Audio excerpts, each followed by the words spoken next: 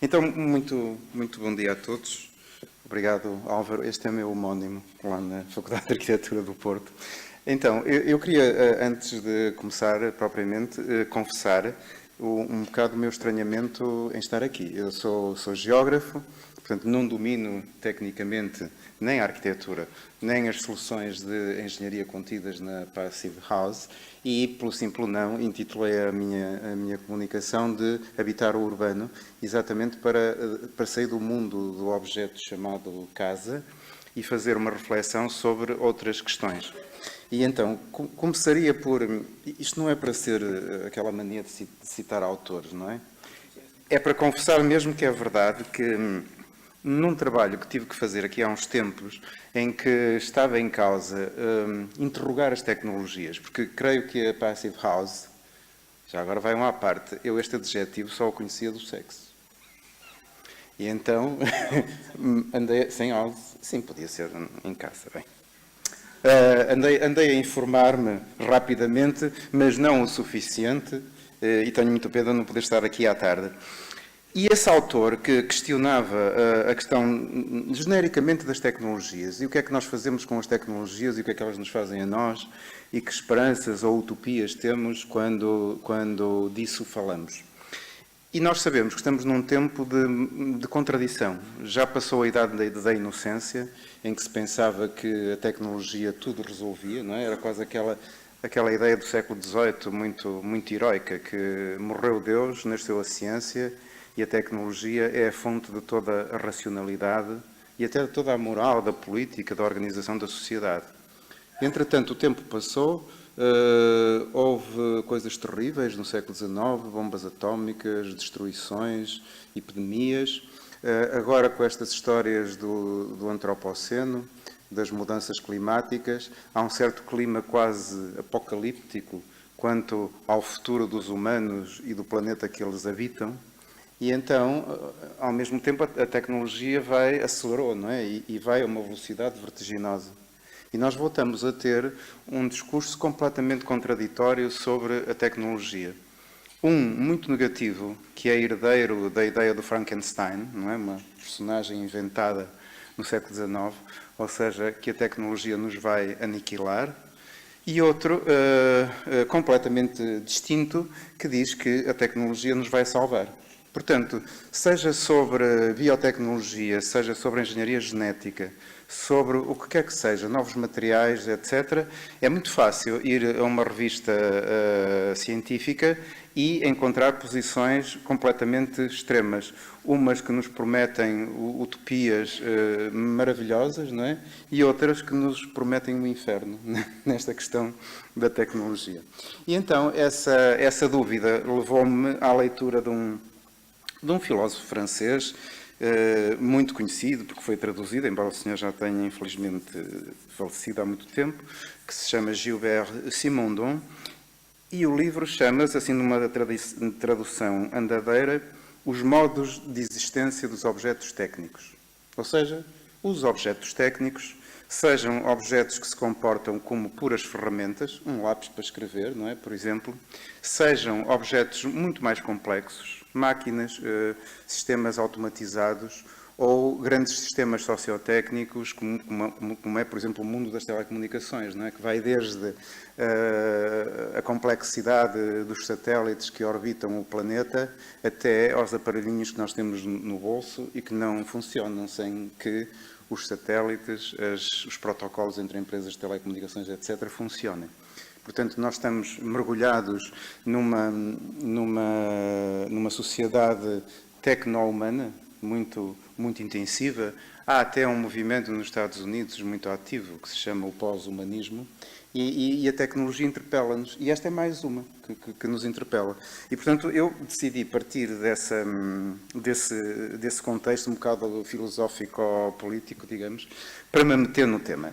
O primeiro slide é uma daquelas coisas que perdeu-se este gosto. Isto era muito típico do Portugal pré-moderno, de pôr coisinhas nas portas das casas. Ou se punham um santinho da devoção, ou se punham um verso a dizer és bem-vindo, ou desejo-te 10 vezes aquilo que me desejares a mim, e portanto isso resultava imenso. Eu gosto especialmente deste que diz que a minha casa é o meu mundo. E, portanto, não é bem aquela ideia do cocooning, não é? De nós resolvermos todas as questões dentro de casa, estando tele-relacionados com o mundo todo, não é nada disso, isso eu acho que é um pesadelo. Mas é a ideia de que a casa define-nos muito. A casa é o nosso refúgio, a casa é, de alguma forma, o ponto a partir do qual nós vemos o mundo. É um bocado assim. E, portanto, nela investimos muito. Muito de realidade, muito de desejo, muito de utopia, de contrariedade, etc. Lembro-vos uma discussão que em Portugal já foi uma discussão bastante complicada e eticamente pouco recomendável, que era aquela coisa sobre as casas dos imigrantes. Havia aí umas pessoas que sentiam-se ofendidas porque pensavam que os imigrantes tinham ido aprender estética para Paris e que depois, quando regressassem, iam fazer umas coisas maravilhosas. E então achavam que eles personificam o corte abrupto entre o mundo pré-moderno e a chamada cultura tradicional camponesa e, portanto, também a arquitetura, fazem esse corte e transportam uma maneira de fazer casas extremamente variada, que ao mesmo tempo são uma afirmação muito, muito clara de uma reinscrição social, do género. Eu saí daqui, desgraçado, vivia numa casa que dificilmente podia ter esse nome porque entrava frio e vento por todo lado, e agora construí uma casa que foi toda a minha vida, trabalhei para isso toda a vida. E então saiu um livro que durante muito tempo só havia a versão francesa, Maison de Rêve ao Portugal, Casas de Sonho em Portugal, feito por uma arquiteta e duas sociólogas, que estudava a casa do imigrante, não exatamente desse ponto de vista ofensivo, daquelas coisas que diziam, que eram quartos de banho ao contrário, coisas do género, mas uma perspectiva muito rigorosa, sociológica, percebendo o que é que a casa e a sua vivência significa enquanto projeto, como eu dizia há bocado, de reposicionamento social na sociedade de origem depois de uma trajetória de imigração. E então, fossem arquitetos, fosse quem fosse, que tivesse, sobretudo, uma formação em cultura erudita, universitária, etc., olhava para estas coisas com um profundo desdém, porque nada parecia bater certo. As técnicas de construção, os materiais usados, as formas, a estética, tudo isso. E, no entanto, elas funcionavam, não é? Isto faz-me lembrar aquele senhor perante a Inquisição a explicar que era a Terra que andava à volta do Sol e não ao contrário, e a Inquisição a dizer que não, que ele tinha que negar, e ele ia dizendo pelo caminho, é por si move. E, no entanto, existem, no entanto, estão aqui. É com este mundo que nós temos que funcionar. Há outra utopia que vem de um passado longínquo, porque esta história das arquiteturas vernaculares ou populares, às vezes parece que estamos a falar de arquitetura sem história, contrariamente ao teu Vitrúvio ou até mesmo os Teletubbies. A ideia de que as arquiteturas tradicionais não têm tempo, contêm sabedorias quase que impregnadas nos lugares e em culturas muito, muito do tempo longo, digamos, e fornecem ideais tipos. Por exemplo, esta forma de construir abrigos para ferramentas agrícolas, para carros de bois e depois mais tarde para tratores, e ao mesmo tempo que é um edifício que protege a palha de milho que o gado vai comendo ao longo do ano. Portanto, é uma casa que se come. Aquela palha vai desaparecendo à medida que o calendário vai evoluindo. Mas eu vejo muitas pontes entre o que se fala aqui na Passive House e naquilo que eram os critérios de edificação da arquitetura dita vernacular. Uma arquitetura que era muito diferente, consoante os contextos, mas que, sobretudo, era uma lição de gestão da escassez e de responder a determinadas funcionalidades, às vezes muito, muito simples, com recursos tecnológicos bastante pouco desenvolvidos, não é? Porque o mundo da tal técnica que os gregos falam, o mundo das máquinas, das tecnologias, etc., não estava à mão desta gente. O que estava na sua mão era repetir fórmulas longamente testadas durante gerações. As outras casas de sonho são estas, aquelas em que alguém projeta numa casa uma dimensão do imaginário um bocado onírica, não é? E estas, pronto, ele agora não me deixa falar, estas tratam de outras relações a propósito de casas. E finalmente, esta última imagem desta primeira série era para explicar sobre o que foi a difícil transição do Portugal pré-moderno para o Portugal moderno. Esta fotografia, para mim, não é uma fotografia, é uma metáfora dos cavalgamentos, da forma precipitada com que se faz essa modernização, porque Portugal foi o último país rural da Europa e a modernização aconteceu aos saltos. Aconteceu aos saltos no século XIX com as reais fábricas, no século XVIII. Depois, no século XIX, foi muito complicado, mas na segunda metade, com o fontismo, vieram comboios e outras coisas do género, e telégrafos e tal. Depois houve um apagão outra vez. Os tempos conturbados da República. Depois veio o Estado Novo, que queria modernizar, fazer barragens, rede elétrica, não sei o que mais. Apagou outra vez. E depois, dali a uns anos, vieram os quadros comunitários de apoio da CE e a coisa acelerou. Portanto, o nosso país é caracterizado, entre outras coisas, por este tipo de ocorrências. Existem simultaneidades em que, lado a lado, estão coisas de ontem de manhã com coisas de há séculos, que convivem juntas. Não há propriamente um modelo. Em todo caso, eu diria que, sobre casas, que era melhor não falar de uma forma demasiado isolada. Porque às vezes há aquela tendência para resolver ao nível mínimo de que nós conhecemos da realidade, como se fosse biologia molecular, querer resolver os problemas todos a esse nível, sem pensar na complexidade de que esses elementos fazem parte. Por exemplo, a questão de todas as casas de habitação, fábricas, escritórios, etc., estão cada vez mais ligadas a sistemas sociotécnicos complicadíssimos. Uns muito conhecidos, como a rede elétrica, ou a água, ou o saneamento, e depois muitos outros que vêm por acréscimo e que já dispensam os tubos e os canos. E depois porque as casas estão agrupadas em assentamentos, às vezes de uma dimensão vastíssima, como nós sabemos quando vemos as imagens da Terra vista dos satélites, e depois os conjuntos, esses agrupamentos de habitação, são os mais diversos e, andando por esse mundo, devolvem-nos as mais diversas soluções. A hiperconcentração de Hong Kong, destes arranha-céus cortinas, chamam-lhe assim, ou no Sul, na América Latina, em África, na Índia, aquilo que é a urbanidade mais frequente por esse mundo fora.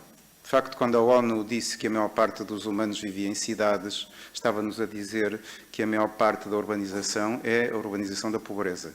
É a urbanização que se faz na favela, nos slums, nas barriadas, e essa é que nos põe muitas interrogações sobre como é que se resolve este paradoxo em que num dos lados do planeta a tecnologia e o conhecimento vai a 500 a hora ou à velocidade da luz, e nos outros vai-se reproduzindo a pobreza, que esta onda de globalização, que não é mais do que a extensão planetária do capitalismo, vai reproduzindo os fenómenos da pobreza, nomeadamente ao nível do habitat. E depois, as mais diversas formas de pensar a urbanização, porque não é verdade que a palavra urbanização se refira apenas às cidades. É ao contrário. Aquilo que nós chamamos de cidades hoje em dia é apenas uma mínima parte do que é o processo de urbanização. Na Europa, praticamente, as sociedades estão todas urbanizadas. A urbanização é um processo que não tem fim, portanto, vai assimilando o ar do tempo e as transformações e, portanto, não é como as cidades que eram lugares definidos no mapa e tinham um nome. A urbanização é um processo e, portanto, toma forma e toma lugar nas mais diversas circunstâncias. O futuro não se sabe. Não é? A minha mãe dizia que se ia à bruxa, um cientista diz que vai para o laboratório, mas temos muitas dúvidas sobre isso. Na história do futuro é que nós aprendemos coisas. Por exemplo, na Inglaterra vitoriana, o futuro era comandado muito com as rupturas que tinham acontecido na máquina a vapor. Portanto, havia máquinas de rega a vapor, havia um tubo que unia a Inglaterra à Índia e onde circulava um veículo. Enfim, havia coisas que andavam no ar presas por balões e era assim que se pensava o futuro. Naquela exposição incrível que aconteceu em Nova Iorque, já tinha começado a Segunda Guerra, não é? E em Nova Iorque havia uma exposição internacional cujo pavilhão principal era o Futurama, E no Futurama previa-se um futuro luminoso. A tecnologia ia resolver tudo eu creio que nunca mais houve nenhuma feira internacional que tivesse uma perspectiva tão otimista e tão fundamentada na potência da técnica para resolver as questões do mundo, que de resto não aconteceram assim. Muito mais tarde, já nos anos 50, e por causa das viagens dos projetos de ir ao espaço e tal, pensava-se em coisas como habitar os fundos dos oceanos e coisas do género. Então, eram assim, uns futuros muito disruptivos e muito fora da realidade. Hoje, como dizia há bocado, oscilamos entre visões quase que como se fosse um Xanax, não é? Um daqueles calmantes poderosos, do futuro verde, com um casal muito abraçadinho a olhar para todo este verdolejo que se estende na sua frente, ou então futuros distópicos sobre coisas tipo Matrix, não é? Complicadíssimas e tal. Ou outros que passaram por cidades que andavam, ou do Frank Lloyd Wright, que achava que a urbanidade podia aparecer em qualquer hectare ou meio hectare de terreno, desde que ela estivesse ligada em rede, ou o Walt Disney, que previa sistemas quase que todos levantados do chão e que viviam em cápsulas e ligações, ou, por exemplo, nos anos 50, aquela ideia de que tinha que haver qualquer coisa a proteger. Uma cidade inteira, como aquelas coisas que nós pomos por cima do queijo, não é? Para as moscas não pousarem. E então havia uma obsessão na proteção do habitat por estas coisas. Assim como, pouco tempo depois, era a questão do Sol e de todas as energias que podiam vir através do Sol. Casas que giravam e que, enfim, resolviam tudo. Hoje, eu acho que estas utopias extremaram-se ainda mais. A ideia da máquina complexa, poderosíssima no meio da selva, não é? Aquela ideia da máquina no jardim, que é um livro célebre sobre o que é o modernismo, ou a ideia da autossuficiência, da casa que pode estar em qualquer lado e que é autossuficiente e que se instala com a maior das facilidades, ou então coisas que não existem, de linguagens minimais, pousadas a algures, tanto faz ser o deserto, uma mesa, o planeta Marte, não interessa. Esta ideia é falaciosa. E depois, uma febre enorme que anda aí, eu acho que deviam evitar esta, porque esta é perigosa, eu acho, que é estas coisas da domótica, não é? Ele a casa mexe, a casa fala, a casa vomita, bufa, sei lá. Essas coisas todas e que, de facto, só um nerd, muito nerd, é que poderá viver numa casa destas. E, sobretudo, ela não responde. É impossível ligar este sistema àquilo que são as questões fundamentais que eu dizia que é a pobreza. Os miúdos andam fascinados por isto e, portanto, fazem também casas, ouvem falar nas eólicas, nas voltaicas, na energia, na água e tendem a resolver tudo ao nível da casa. Eu próprio, às vezes, apanho coisas assim, não é? Que fazem lembrar isto das eólicas, ou das fotovoltaicas, ou da casa verde. Mas insisto com esta. Este é que é o desafio da precariedade. E, portanto, para acabar, não se pode pôr uma pedra no assunto, como se sabe, e, portanto, sigamos discutindo como é que nós podemos melhorar isto de vivermos juntos, que é, no fim de contas, esse o desafio, com mais ou menos eficiência energética, a ver se há um bocadinho mais de eficiência de justiça social e de vivermos juntos. Muito obrigado.